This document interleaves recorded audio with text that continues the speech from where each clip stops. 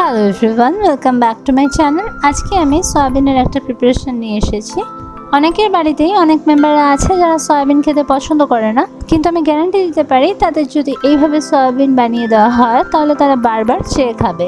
Recipe video শুরু করার আগে আমি আরেকবার মনে করে দিতে চাই, যারা আজকে আমার চ্যানেলে নতুন এসেছো তারা অবশ্যই চ্যানেলটাকে সাবস্ক্রাইব করে বেল আইকনটা ক্লিক করে দিও, যাতে ভবিষ্যতে আমি নতুন রেসিপি আপলোড করলে তোমরা নোটিফিকেশন পেয়ে যাও।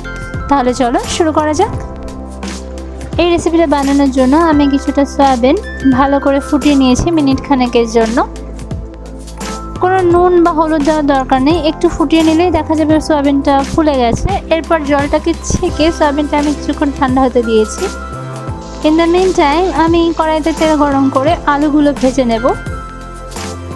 আলুটা ভাজা হয়ে গেছে, এবার সয়াবিনটা থেকে আমি চেপে চেপে জলটা নিংড়ে এই সয়াবিনটা তেলে দিয়ে দিয়েছি।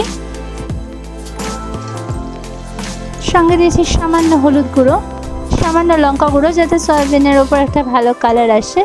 এবার এটাকে একটু ভালো করে ভেজে নিতে হবে।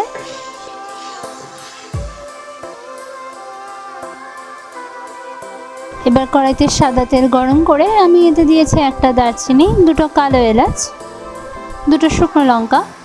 এবার এটা একটু হালকা করে ফ্রাই করে নিয়ে যখন শুকনো লঙ্কাটা কালো হয়ে যাবে আমি তখন এতে অ্যাড করছি স্লাইস করে কেটে রাখা একটা বড় পেঁয়াজ। ছোট পেঁয়াজ হলে আপনারা দুটো পেঁয়াজ অ্যাড করুন। এবার এটা একটু হালকা করে ফ্রাই করে আমি এতে দিয়েছি কুচি করে কেটে রাখা একটা গোটা টমেটো। এবার টোটাল জিনিসটাকে আবার একটু ফ্রাই করে নিতে হবে। যে মুহূর্তে টমেটো থেকে একটু জল রিলিজ করবে সেই মুহূর্তে আমি গোটা জিনিসটাকে মিক্সার গ্রাইন্ডারে ট্রান্সফার করে নেব। এবার আমি 2 টেবিল স্পুনের মতো ঘি গরম করে তাতে দিয়েছি 1 টিস্পুনের মতো চিনি। চিনিটা যেই মুহূর্তে গলতে শুরু করবে আমি এটা পোড়াই নিই। সঙ্গে দিয়েছি 1 tablespoon ginger garlic paste. এবার এটাকে হালকা করে একটু ফ্রাই করে নেওয়ার পর আমি দিয়েছি পেস্ট করে রাখা মশলাটা। মশলাটা দেওয়ার পর একটু ভেজে নিতে হবে।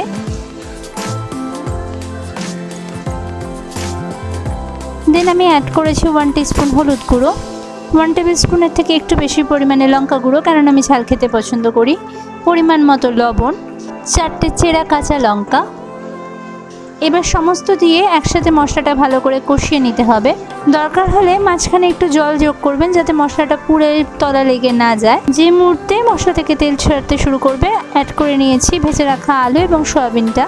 এবার এটাকে ভালো করে মিশিয়ে বেশ কিছুক্ষণ কষাতে হবে। এবার এতে আমি দিয়েছি একটু বেশি পরিমাণে গরম জল।